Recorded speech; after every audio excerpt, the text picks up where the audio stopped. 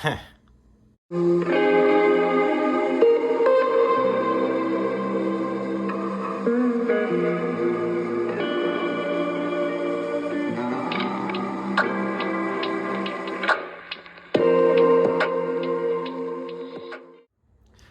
and welcome to Bound in Prose. I am your host, Matt. If this is your first time, I am so grateful that you're here. If this is not your first, if you've seen some of my other videos, then thank you so much for coming on back. So today I have a nice fresh cup of coffee, and I'm going to talk a little bit about this brick of a book, Haruki Murakami's 1Q84. So my experience with Murakami so far, I have read The Colorless Tsukuru Tasaki in his Years of Pilgrimage, and I have read Kafka on the Shore. The Colorless Tsukuru I thought was a good book, was interesting.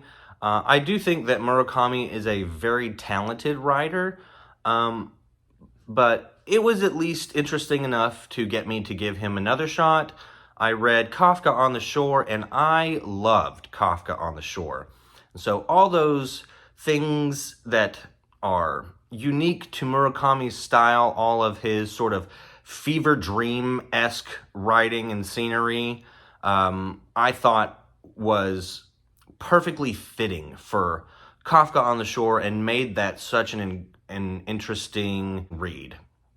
And so I decided to go ahead and pick up 1Q84. I picked up, after I read Colorless Tsukuru, I went to Barnes & Noble, and I had some cash to burn, so I picked up Kafka on the Shore, Wind Up Bird Chronicle, and 1Q84. Now, I have not read Wind Up Bird Chronicle just yet, but people have said that is one of his best books, so I do look forward to reading that, but this almost kind of turned me off to that idea. So 1Q84 is a novel that takes place in like a parallel dimension to our own. The main story at the beginning is set in the year 1984, and through these events, our main characters end up in this parallel dimension where there are two moons, and there are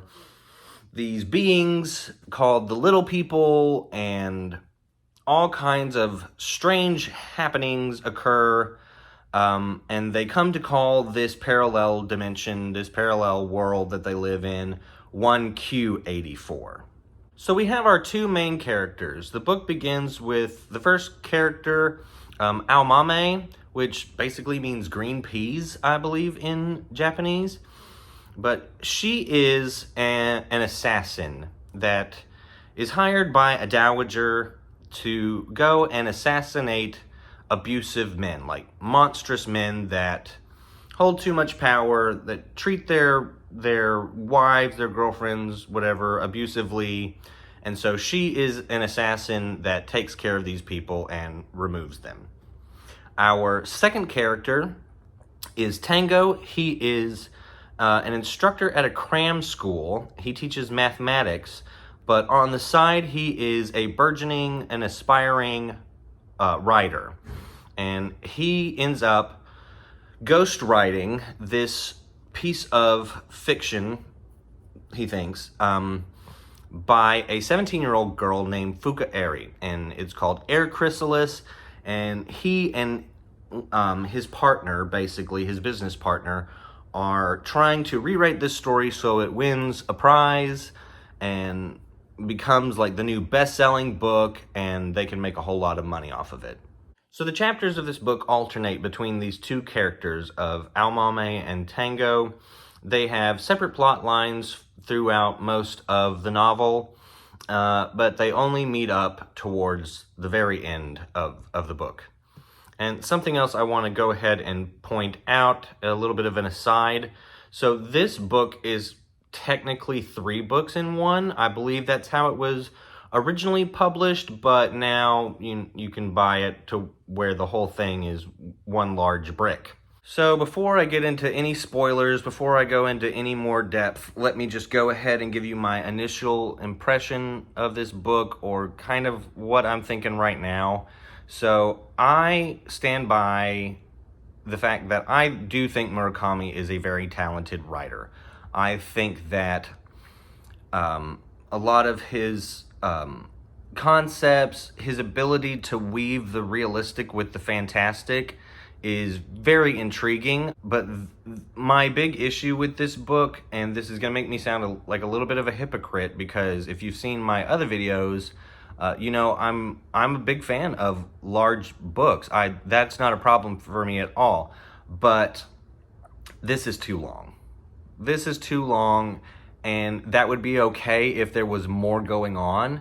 But there are so many scenes of people just, you know, I'm gonna make a cucumber sandwich, and then I'm gonna go sit on the couch, and, you know, I'm gonna look out my balcony window, and then I'm gonna go get a coffee, and then I'm gonna go ride the train, and then I'm gonna come back and I'm gonna eat something else, and then I'm gonna brush my teeth, and I'm gonna go to bed. And there's too much of the mundane in between these cataclysmic events, or these big events that are meant to push the story forward.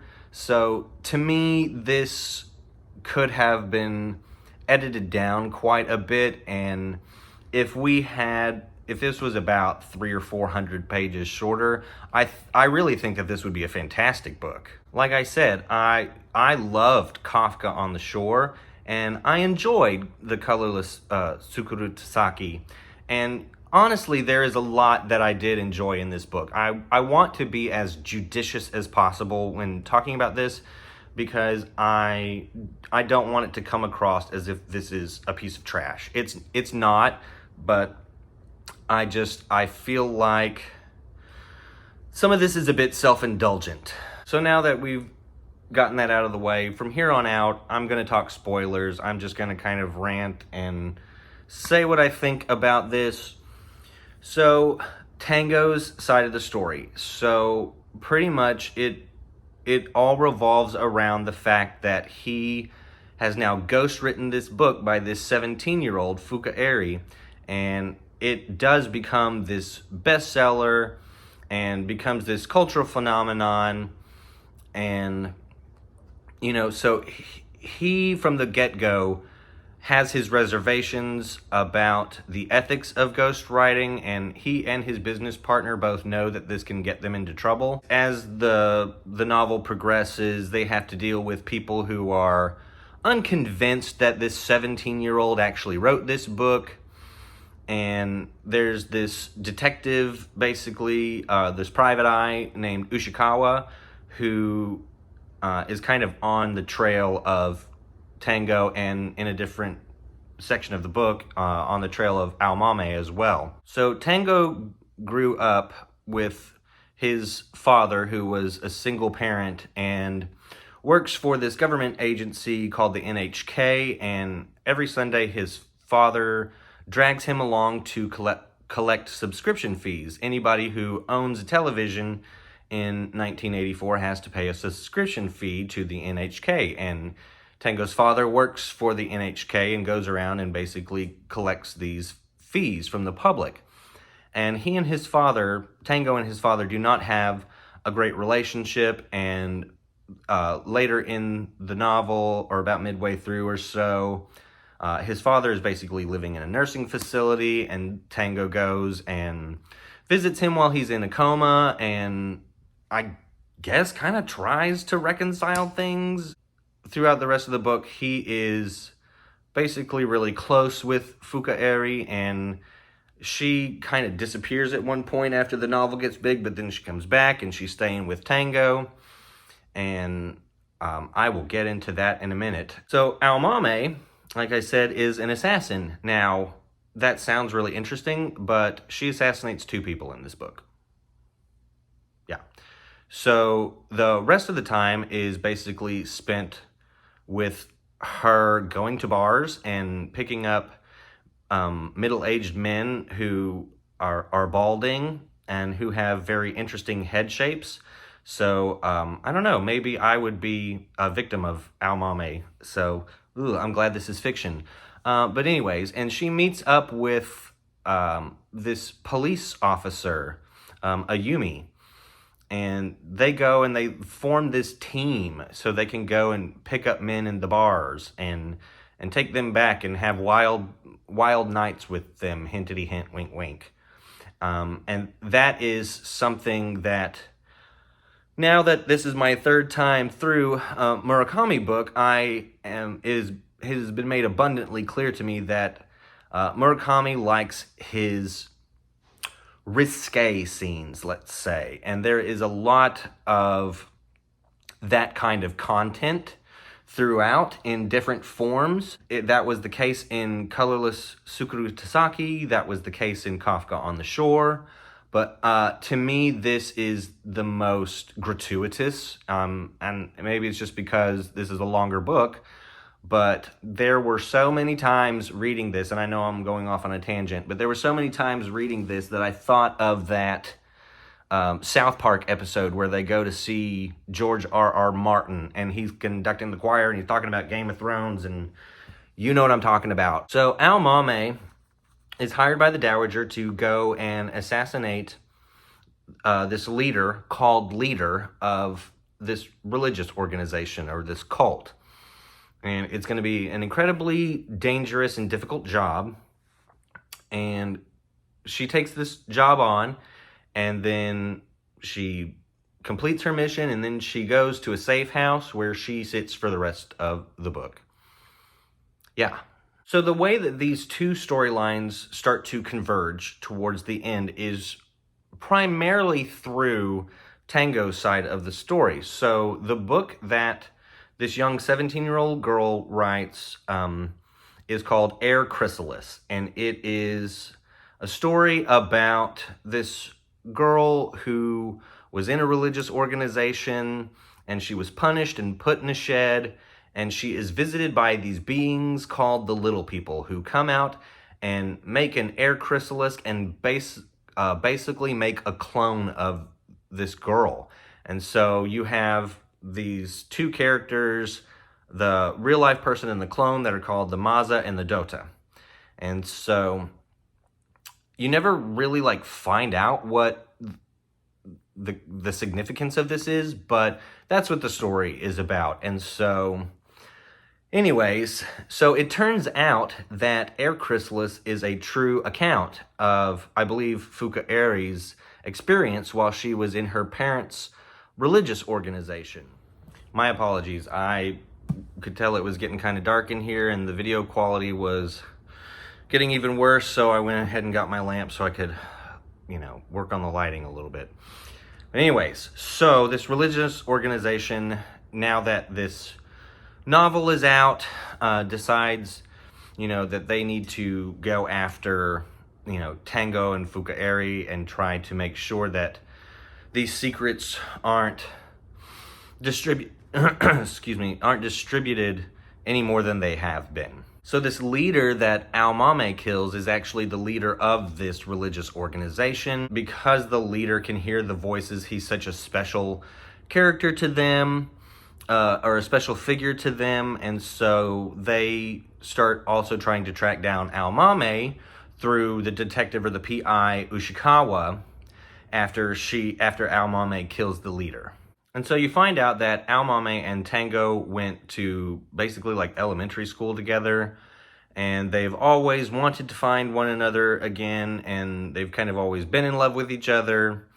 And Fuka Eri, who is part of this religious organization, or was part of this religious organization, tells Tango that Aomame is close and that they're going to be able to get together again. And the book ends with them finding each other, and Aomame is pregnant with Tango's baby. Now, since that's where I stopped, I want to talk about something real quick. So, Fuka Eri is 17 years old, and one night she and Tango are intimate. And because Fuka Eri is like this spiritual conduit, it ends up not getting her pregnant, it gets Aomame pregnant. So there's sort of like an immaculate conception thing that happens here. Now, let me just go ahead and say, no thank you. Absolutely not. No, disgusting. That scene almost made me put this book down. I know that there are a lot of books out there, maybe not a lot, but there are books out there that deal with this kind of subject matter, and one of those that I read recently was The People in the Trees. Now, I really enjoyed The People in the Trees, and knowing that author, knowing Hanya Yanagihara, you get to this revelation, and yes, it is disgusting, it is icky, but it is also used to make you hate the main character. Like, it is used to make you realize what a monster your narrator is, and that he is a unreliable narrator. Now, in 1Q84, Tango is still like the hero or whatever. He's still like your main character that you love, and you want to see him and Aomame end up together, and it's just totally brushed aside. You know, if you're going to write a book that's 1,156 pages, can you not write like an extra scene that's like, well, 2 years later when she's 19 or something at least? I mean, why? Why did that have to be in there? So I had to come back and film a quick addendum. So since I've talked about that, I also wanted to mention that this is not the only case of this happening in this novel. So another one of the things that happens is Leader is known for sleeping with underage girls, and at least in the end he gets assassinated, but still whenever Aomame goes to assassinate him, he gives some sort of like excuse that's kind of how it's just done, and he didn't really ever want to do that, or that's just, anyways, it's just no thank you. And so it occurs there too. And then back to Tango and Fukaeri, it's kind of hinted at that Tango was under some sort of like spell or something, and that, you know, he really didn't want to do this with Fukaeri. So yeah, and like I said, it's just sort of brushed aside, but in another way, it's as if, you know, he's sort of like this unwilling participant in this thing, and I'm like, no, I don't buy that for a second. Like, even if that's what happens in the storyline, to me, that is just the author's way of justifying this, like, ridiculous fantasy that he has. And so, other than that glaring issue with this book, as I said before, this just has way too much of the mundane going on. So, you know, you have this character in Aomame, and she's this assassin, and she kills two people. She kills one guy at the beginning, and then she kills Leader. And then the rest of the time, she's going out to bars and picking up men, and, you know, and just kind of being like a bland, do-nothing character. And you get to the third book, and she's sitting around in her safe house, and she's reading Proust, and she's, you know, making sandwiches and sitting out on the balcony and waiting to see Tango at this playground that he came to one time. And so, I mean, like, her story is half of this book. It's half of this book. And she goes and she talks to the Dowager, and, you know, are we really doing the right thing by killing these men? And, you know, I'm afraid to ask anybody about the 2 moons in the sky because I don't want people to think I'm crazy. And now I'm going to go make a cucumber sandwich. And then you go back to Tango, and he's just kind of like this pushover, doesn't really know like what to do with anything. You know, like his business partner Komatsu is, you know, oh, well, you're gonna rewrite this, and it's gonna be great, and don't worry about anything, and we're not gonna get in trouble, and, you know, but anyways, you need to rewrite this book, and you need to write your own book. Oh, okay, yeah, sure. I mean, that's Tango's character, and that's another issue that I have with this book, is that the characters are so just deflated. Like, the whole book, like, they don't have any conviction about anything, it seems. They don't have a lot of passion for anything. They just kind of these, I hate to say it, but just like cardboard people that are so uninteresting for most of the book. And I hate to be that way, but it just, that's how I felt about it. I was just kind of like, would somebody give them like a cup of coffee or something? And I mean, Kafka on the Shore is very similar in so many regards. I mean, Kafka goes and he sits in a library and he eats sandwiches. I mean, so there's a lot of, I mean, it's very Murakami. But I think what ultimately bothered me about this, not really bothered me, it just kind of like deflated my reading experience, was that this is such a long book for that kind of thing to be happening all the time. So then the other thing, so the title of the book is 1Q84, and I understand reading the book where they got that, but one of the ways that this book is pitched is that it is a dystopian novel to rival that of George Orwell. And even 1Q84, 1984, you know, the kind of playing on Orwell's novel, I did not get that from this book.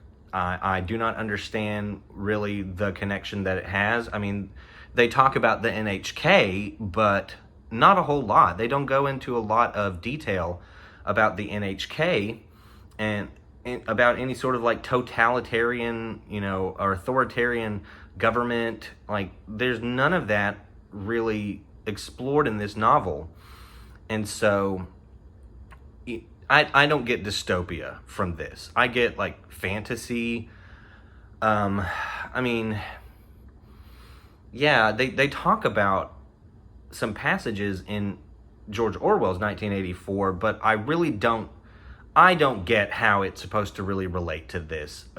I mean, if it is, it's tenuous at best. So now let me breathe and be positive for a second. So one of the things that I did really like about this book was the idea of the little people and the air chrysalis and the Maza Endota and that sort of setup. Like, I do think the heart of this book is very interesting and is very Murakami. So one of the first scenes when you meet the little people is when they're like crawling out of somebody's mouth while they're asleep, and there's a really like creepy vibe to the little people and this air chrysalis, and you know, you kind of, you feel put off by that and the potential of what that means. But yeah, you don't really get an explanation for any of this in the end. Like, Tango and Ao Mame escape 1Q84. They get back to, you know, our reality of 1984. And the little people are in like 2 or 3 scenes, maybe 2 very brief scenes. The little people it's such an interesting concept. And I think it could have been explored so much more than it was. And we could have been given so much more on that. And I think that it would have made the 1,156 pages of this book so much more palatable. I mean, I wanted to sit down and I wanted to be much more judicious than I feel like I'm being right now, because I don't know, talking about it and saying some of these things out loud now, I'm like, yeah, this was just it.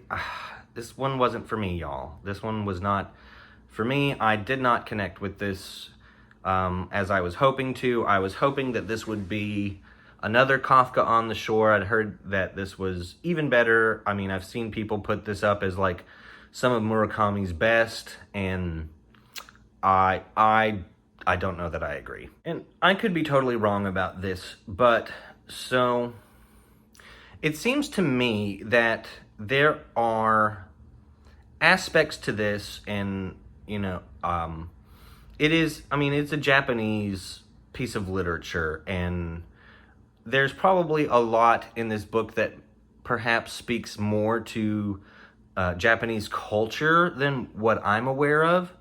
And I think I even like saw somewhere that this kind of captures the spirit or the culture of Japan, like post-tsunami, something like that. So I kind of wonder if there's a cultural aspect to that that's similar to The Corrections by Jonathan Franzen that, spoke to the culture at the time that it was written.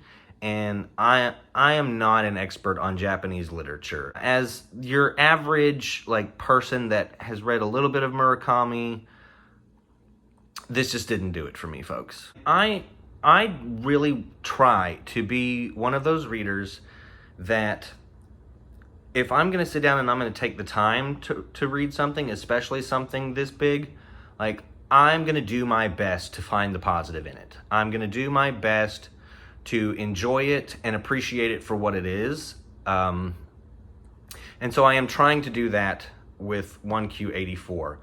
But ultimately, I'm a bit let down at the moment. I'm really hoping that the further away I get from it, maybe I'm going to go and I'm going to watch some other people's reviews and listen to what they have to say, and it'll recontextualize things for me, and it will, bring up points that I hadn't thought about, and maybe I will come around to really liking most of this.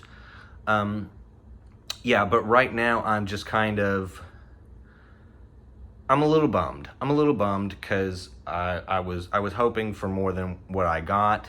So yeah, if you're a big Murakami fan, you probably already read this. But if you're interested in Murakami, from my experience so far, go ahead and read Kafka on the Shore. It's one of his more well-known books. It's one of his most popular books, and I believe kind of the one that sort of launched him into the popular writer that he is today.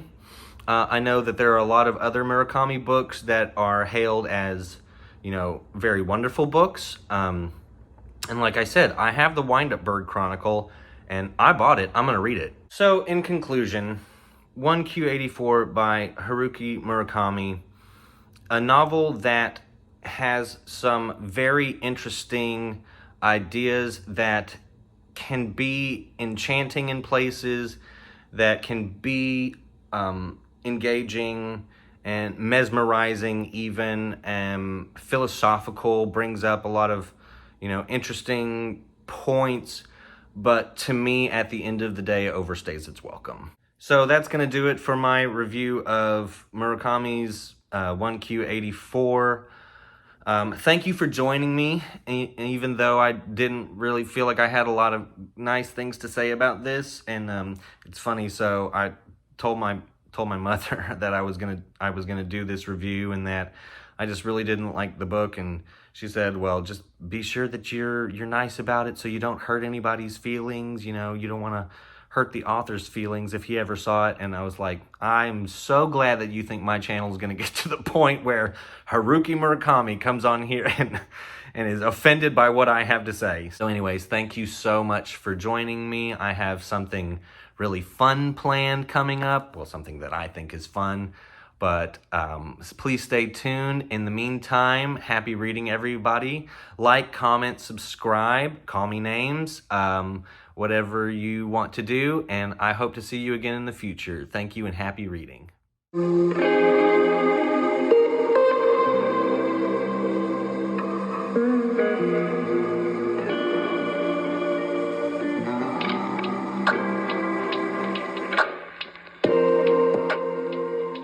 First time joining me, then welcome. If you have seen my other videos and you're coming back, I so greatly appreciate that you are giving me another shot. I hate everything.